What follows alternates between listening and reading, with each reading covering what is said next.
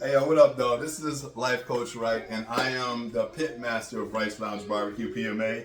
So usually I don't like to talk over a lot of people's food when I'm doing stuff for members. So when I'm doing things at home for my family, I usually do videos showing you some of my techniques and things that I use for my members. So you won't see me using gloves a lot when I'm doing stuff for my family, but when I'm doing stuff for members, you'll know because you'll see the purple gloves. So before we get into this, if you have not heard by now, we are a private membership association that opens our membership every Black History Month and Juneteenth, and which is Black History Month is coming right up pretty soon. And if you don't know, it's a private membership. This is not something you can just walk into and say, hey, let me order this, and that. No, we're a private membership. The only access in is through our membership process. And again, that starts pretty soon. Coming up on that pretty soon, Black History Month. So with that said, usually I'm super busy and I find time one time out of the week to make sure I cook in bulk for my family. So I usually pick a day I want to cook and I'll cook. This week, next week my daughter says she wanted to have more ribs this coming up week. So I usually cook in bulk because if I got members or I'm doing things, I usually don't have time. So I'm going to show you some of my techniques that I use when I'm doing barbecue ribs. And today I have a pack, just open it up a little bit. I usually freeze my ribs for about 20 minutes in the freezer. It just makes it easier for me to get into it, cut it easier without all that craziness. So we got two ribs decently priced. I just picked up yesterday. These are spare ribs, and what I'm gonna do is cut these into St. Louis ribs, which is a very simple process. I know a lot of people already know about it, but for you that don't, this is the beauty of buying these kind of ribs, because you kind of get the bang for your buck. So also too, guys, I purposely pick sometimes, especially when I'm doing food for my family, I pick imperfect meats. A lot of people like to line up for example, here's a rib that we have right here. As you can see, I picked these out yesterday. As you can possibly see, these bones are lined up in a certain kind of way.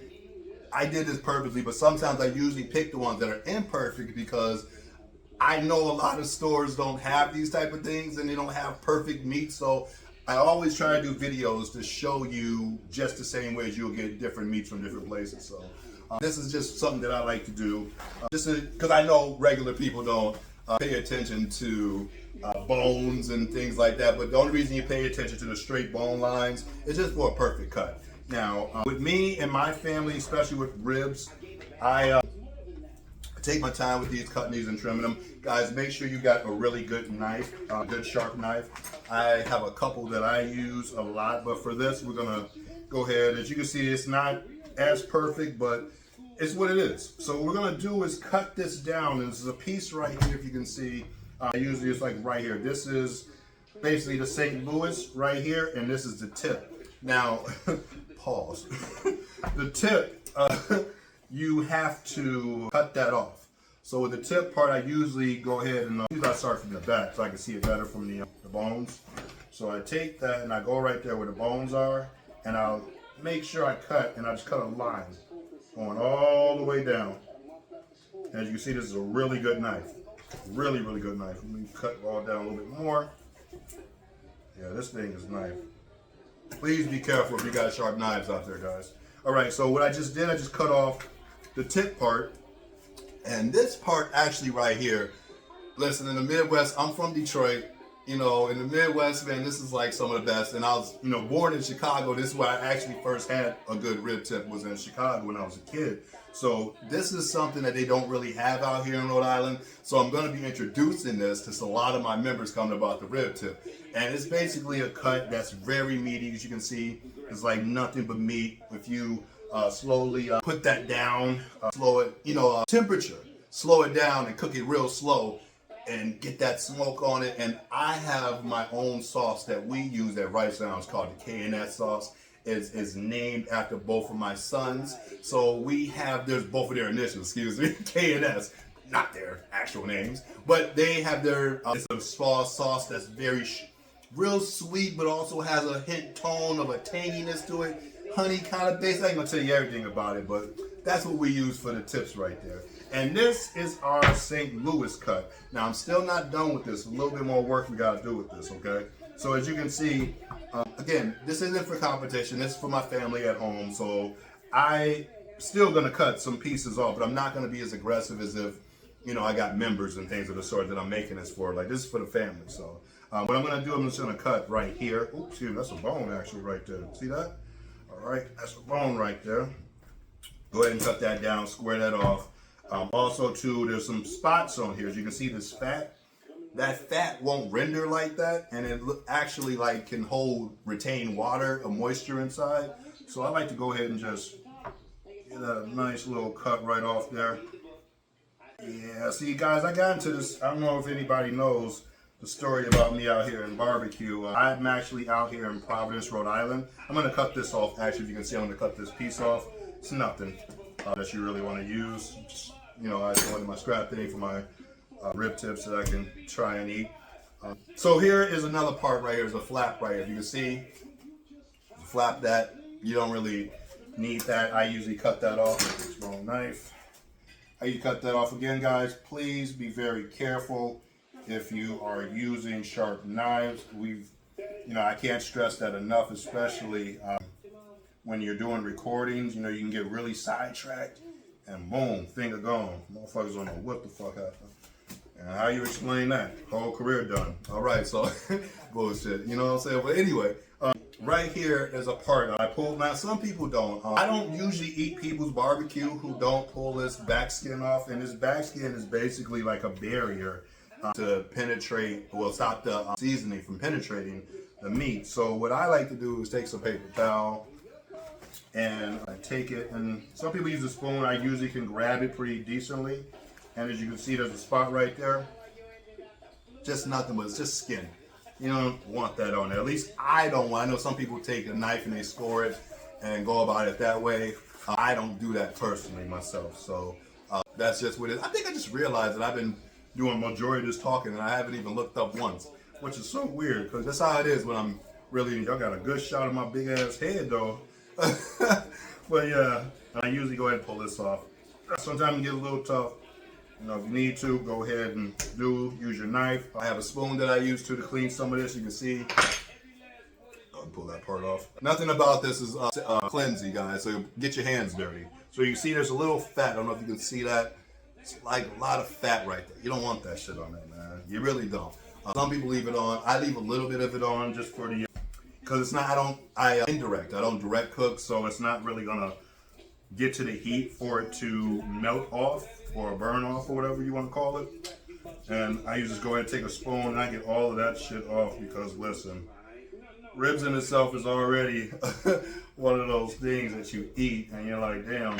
But you know what? I don't feel, you know, I think everything in moderation. You know, that's why I like doing barbecue the way that I do it, which is a private membership way. And if you don't know what a private membership is basically it's a way to be able to connect with people without having to go through the government for licenses and fees and things like that. So what I do, instead of a public business, I am a private membership. So in order for you to get in, you have to have membership through our process. And we have a very strict process. And also, not everybody gets into Wright's Lounge Barbecue PMA. And that's the beautiful part about choosing to go. I chose this route, actually. I went through the process of business here, starting a business with this in Rhode Island, and I realized very fast that there's just some things in life that you are not meant to do, and that's just okay, you know, and I'm okay with my decision. Just for the fact that with a private membership, you basically control entirely everything. And when I say everything, you control the cook, you control who the members are, you control what the rules are, you control what you offer. There's never any food that's ever left over because all of our members, they know what they're buying. And it also gives me an opportunity to explore and try different recipes and different techniques and things of the sort. So we are, if you haven't heard of us again, like we're in New England, Providence, Rhode Island, which is kind of cool. I'm originally from Detroit. Everybody asks me all the time how I got here, but it's such a crazy story. As the videos and things go on. You'll hear my story, how I got here. And I'm also, I'm a life coach. Been a life coach for 11 years. Actually, 11 years. My anniversary came up this past New Year's, which was awesome. So, been a life coach for 11 years, and we'll get into that too. But for the barbecue, for the ribs, here we go. I'm gonna take this, and I use a binder, which is just some simple mustard binder, nothing crazy. And I'm gonna take just a little bit, not a lot, just a little bit. And you know what, actually? Because I'm so used, like I'm always cooking for members and it just don't feel right. Even when I'm home, I'm like, yo, I gotta put on some gloves, man. I don't know why, because now I get weirded out and I'm almost like, yo, I'm always feeling like I'm making food. Even when I'm making food for family, I'm like, especially this part right here, like now I'm like so used to not getting my hands dirty. Yeah, it's probably even better that way. So for this, I'm gonna go ahead and put these gloves on. Again, a little bit of binder mustard, nothing special. I just wanna get that all in there. Nothing, I don't like a light coat. And what we got right here, guys, I'm gonna go ahead and introduce you guys to this. This is my Daddy Dre's barbecue rub, which will be available at wrightslounge.com. This is my house rub that I use. I love it. My son loved it. It was probably one of the first things, like seasonings, that my son would like it. He's very picky on everything. He's actually going to be the ambassador for Daddy Dre's barbecue because he loves this so much. He puts it on pizza, he puts it on French fries, he puts it on pasta, whatever he can put it on besides barbecue, he would put it on. So I'm excited to bring him on board to be the brand ambassador for Daddy Dre's barbecue rub, which you can go ahead and check it out. It's at wrightseasonings.com and also at wrightslounge.com. You can go ahead and check us out right there. So with my house rub, I go ahead and I put just a little dabber, not a little. This is very much, it's got rosemary. So it's heavily led with rosemary, onion powder, garlic. Let me go ahead and look at these. I'm gonna try to remember the whole damn thing. Let me just tell you. So the main ingredient I use in this is Himalayan pink salt. I chose to go Himalayan pink salt because I never understood table salt, and there's something about it. I just didn't want it to be too salty. So we have our Pitmaster mix, and what's in it is onion powder, garlic, oregano, bay leaf, thyme, sage, parsley, Himalayan salt, celery salt, and black pepper and white pepper. So it's interesting. So like I said, I just put like a little bit on there. I don't put too much when it comes to the ribs because I got my other one that we use. And this is, I can't tell you, this one we will never sell. Excuse me. We will never sell this one. This is our rib rub that we only use for our pork. And let me tell you, this is the one that keeps our members, they always ask like, what is it? And I would just say it's heavily led with red pepper. And that's probably about it. So I go ahead and I like to pack my stuff in there. And I'll go ahead and get those sides as well. I want this to be, again, it's for my wife and the kids and stuff, but I don't shortchange them either when it comes to the flavor and things of the sort. So I'll go ahead and do the same thing on this other side. Like I said, a little bit of mustard. And we're gonna take that mustard, get it all in there real good. Get that over there to the side. Again, Daddy Dre's barbecue rub. It's gonna be on wrightslounge.com and wrightseasonings.com. You can go on there and you're gonna be able to purchase that this spring. And again, this the shit right here. This that shit. I'm telling you, this what it when it adds. It just adds a very what's the word I'm looking for? And it's like what's the word I'm looking for? Just the smell just makes you want to do one of those. So that's why whatever. I'm gonna go ahead and then, like I said, our red one right here, and this is just mainly for color, and also it has, like I said, some red pepper and things of the sort. So let me go ahead. I still got one more to do, so I'm gonna go ahead and get that all good, and I'm going to go ahead and pat that down, that in there, nice and good. And I don't cook my ribs automatically. I leave my ribs to season overnight. That's one of the coolest things I think you can do to make a rib really good is give it some time for all those flavors to sink in there. That's what I think makes a really, really good rib. All right, we're gonna put this one to the side. All right, and then we're gonna go ahead and get this last one done. I'm gonna try to go ahead. So a lot of people keep asking me, what pushed me into doing a private membership association? And I would just say, I'm originally from Michigan, and I grew up around, it's no secret, I grew up in Michigan, you know, it's predominantly, I grew up around a lot of African American people. So I have a different way of doing things than most people do. I moved out here to Rhode Island, and I realized very fast that in Rhode Island, you're pretty much gonna have to you gotta compromise a lot of the things when it comes to the African American culture, because it's not so much, it's not acceptable. They have a different way of doing things. So I didn't kind of fit the mold. So when I was applying for businesses and loans and things of the sort, you know, I understand advertising a lot. If you know anything about us at Wright's Lounge, we're very consistent. We're always pushing our products and things of the sort.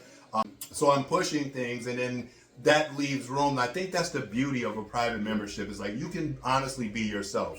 Every time we tried to go and apply for things, it was like shut down, shut down, shut down. Or they would do the, hey, so we like what you're doing, but hey, I'm a weed smoker. I'm a life coach, and I like to smoke weed. But at the same time, I have a different relationship with weed than most people have. I don't use it just to, you know, whatever, but it's a part of our culture. And then the whole point of legalizing it was for a whole thing of making sure that you can honestly feel okay. Well, yeah, you can feel okay, but you can't feel okay if you're not the right skin color for that. So I figured that out a lot. I got a lot of that, hey, can you not do this? Hey, could you not show this? And could you tone this? And it's like, wait a minute, but this is what our culture is. And coming from Michigan and being around it my entire life, I realized that there were some things I was going to have to, if I wanted to be a business out here, I was going to have to compromise, or even compromise my menu to accommodating different cultures of food. I wasn't going to be able to be an actual, you know, American barbecue joint. So I chose the private membership association way. And honestly, it's been probably the best thing for me. Our members are dope. And I think that's the beautiful thing about a private membership, is that a business allows you to do only so much when it comes to members. When it comes to customers. You can't do a lot of things that you would want to do. We have a lot of different special programs. Like one of my special programs that I like, and I remember as a kid growing up, is the bring your own meat and I'll barbecue it for you. Now, people do it in businesses, I know it is totally fucking illegal, but when you're doing it with a private membership association, it's totally okay. Again, if you make the rules for it and you sign the contracts for it, everything is all contractual. And I say, think of a PMA as like a Netflix subscription. That's how it kind of is, you know. And honestly, there's no playbook for this, honestly.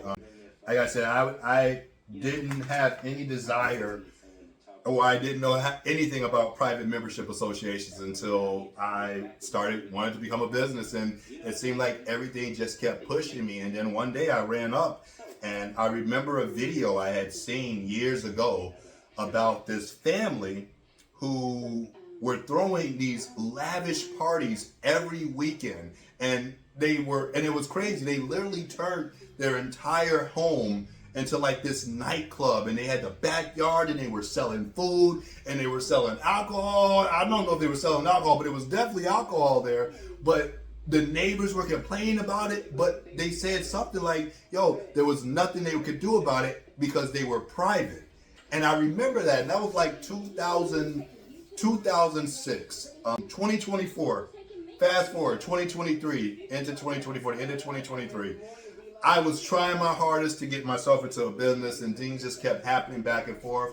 And one night I had just closed out this nonprofit out here. It didn't work out with them or whatever. And I remember I stayed up that night, and I'm like, you know, I know something is going to happen when it comes to this barbecue thing, but I just don't know how it's going to happen.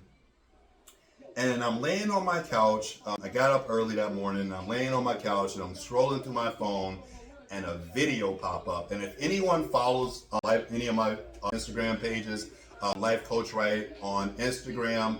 Also, you can find me on Facebook as well, Life Coach Wright. If anybody that knows me, they know the video I'm talking about. Is this lady, she's sitting on this couch, and they say, what do you do for a living? And she says, I create PMAs. And I don't know why I stayed on it, but they was like, talk your shit. And she was like, yeah, I create private membership associations for people. And she was like, yo, what people don't know is they don't need LLCs. They can be able to work under a private membership association. And it clicked. And I'll never forget that. And I remember I told my wife, and the first thing I actually did, I went on ChatGPT. And I put it in first. I said, what is a private membership association? And I put it in, and I said, well, how can I do it in the way of barbecue? And I put some things together, and boom. 2024, we came out as a private membership association, and 2025, it was on, and now we are in 2026, and this is actually our first full year of being a private membership association, and we have well enough members. But again, we're opening up our membership again this Black History Month and Juneteenth. So make sure you guys go ahead and go to wrightslounge.com and check it out. Membership is on there when Black History Month and Juneteenth is. And after that, there is nowhere else your time or no other time you can become a member. So if you want that real feel good, smell good, taste good barbecue, Wright's Lounge Barbecue is the place you want to go. But I'm doing way too much talking. Let me go ahead and get these done. Guys, again, this summer should be I'm actually interested in this thing, man. It's 2026. I'm going to also go ahead and lay this out there real quick. Damn, I didn't even do that. And like I said, guys, I haven't said it actually. When you're barbecuing, man, just feel good about what you're doing, man. There's no right way or no wrong way. I know a lot of people say, you're supposed to do things this way and, certain temperature. I do believe in certain temperatures though, because especially when you're doing like things like brisket and oxtail, things that actually requires timing or like it'll really go bad. I would say, go ahead and make sure you do that. But also too with a private membership, yeah, you bypass a lot of the city stuff. But I would tell people, and I tell people all the time, when you're doing private membership, you choose to go this route, please make sure you get your safe serve license. And I thought at first when I was applying for businesses, I didn't understand why I had to take it because I was doing barbecue. But then as time went on, especially when it comes to like temperatures, and we don't store a lot of our food. Our food, once it's cooked, it's hot and cooked, it's out within like an hour or two. So we don't have a lot of that stuff. But there are some benefits, especially if you're not doing barbecue, that they do tell you that can be very beneficial to your whole membership. So, and especially how you're doing food. So I would say, yeah, get your safe serve license and also get some goddamn insurance. I can't stress that enough. People really try to take, and I'm not saying people try to take because I don't know. Again, no one has that I could find or research is doing the private membership barbecue association the way that I'm doing it. So again, there's no blueprint for this. I'm learning and I'm showing people. I will help people put together private membership associations. My biggest thing is that all I ask in return, you make me a lifetime member. That's all I ask in return. So, yeah, I really enjoy being a private membership association. I enjoy the freedom. I enjoy the opportunity to be able to actually talk to people, and also the ability to be able to only accept people that understand exactly what we're doing. This isn't one of those things where, yeah, just because you pay your membership, you get accepted. That's not how this works. We ask for Facebook profiles, we ask for Instagram handles, we ask for all that stuff because what we realize out here in Rhode Island is that it's a very performative place and we don't really want to partake in that kind of activity out here in the Rhode Island, Providence area. So we kind of like to stay to ourselves and actually build. I think one of the biggest things, and here go my life coach hat, I think one of the biggest things that I think that is beautiful about the private membership association is that you get to pick the people you want to be around. So I tell people all the time when they ask me about it, it's like, do not treat it as a business. If you know you and Jack up the street has been beefing for years and y'all had some issues about maybe your kid stepping on his grass or some bullshit like that, yo, don't let his ass into your membership. You know what I mean? It's like you have to really be very strict because, and I only say this because if you're doing things, especially with food, I sometimes go online and I like to read reviews, and it's like I don't even know why anybody would want to be and as cooks food would want to be a restaurant or be in business right now. Some of the things people say on some of these reviews are just nasty, and I just couldn't imagine giving the opportunity to a hater and letting them be able to go online and just never had my barbecue, go online and say, hey, Rice Lounge barbecue tastes like ass. These motherfuckers is trash, and just like put that on there.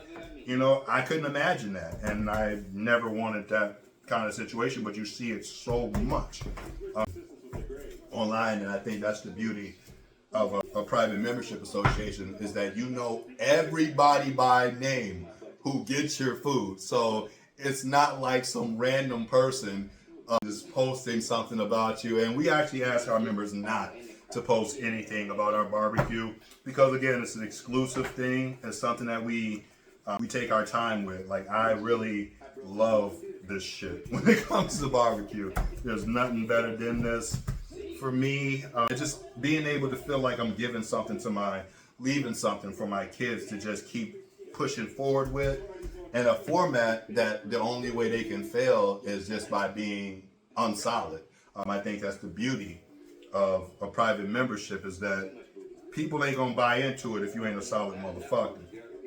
If they know you one of those snake ass motherfuckers, and honestly, on God, also too, this ain't just about food. There's other things that I've read and I'm reading about private membership associations. You can start, there's small schools you can start. There's barbers can go ahead and just jump into it, hairdressers, all that stuff. There's a whole bunch of things, and the beautiful part about it is it's all federally protected under the law. So it's not something you're saying you're breaking the law to. As I started to realize that there's a lot of private memberships out there. You just don't know. And you're probably a part of a lot of them and you just don't know. But I also think too, with the private membership, this is the last rib that we got. With the private membership, it allows me to offer different things. So we also have a garden. We call it the Wright Family Garden. We started that. Big shout outs to our partners, man. Our sponsors, Rooks. They pretty much help us out a lot. They pretty much are part of the glue that keeps Rice Lounge together by being able to use a lot of their rentals for our positioning. So when we do our Rice Lounge barbecues, we use a lot of Airbnb rentals and go about it that way for us to be able to provide New England with the barbecue that we do. So again, big shout out to Rooks. But again, I'm talking way too much. But guys, listen, I had a great time. I hope that in this video you learned a lot about Rice Lounge. Again, Rice Lounge Barbecue. Look at me, got my hands all in this shit. Rice Lounge Barbecue is out here in Providence, Rhode Island. We are a premier barbecue club. We are not a public business. Not everyone has access, and you cannot just walk in and order food. We go through a strict private membership agreement that you have to sign up for, and that sign up will start this February, Black History Month, and you can check us out again at ricelounge.com. And we are there. And again, guys, now I'll put the life coach hat on. This whole thing started because I just wanted to be authentically who I was without having to feel like coming from the big city of Michigan, not big city, but the big state of Michigan, Detroit, and then having to come all the way to this small state of Rhode Island and shrink myself because they just don't get what authentic means. And that's not a shout, that's not a blow to anybody, but that's just one of the situations where I realize where I am, and I want to be able to get a lot of other people involved with private memberships because it's not easy, but it's self-fulfilling when you knowing that you can keep a lot of the money that you make and no one else is eating off of you. As you can see in the background, that's my wife, Lady Cooking with Lady Wright. She does her own cookbooks. You can also check those out at ricelounge.com. Again, guys, I had a great time. Look at my hands. Tell I got that seasoning. Hey, yo, check us out again at ricelounge.com. I am Life Coach Pitmaster Wright. Hey, yo, what it do, baby?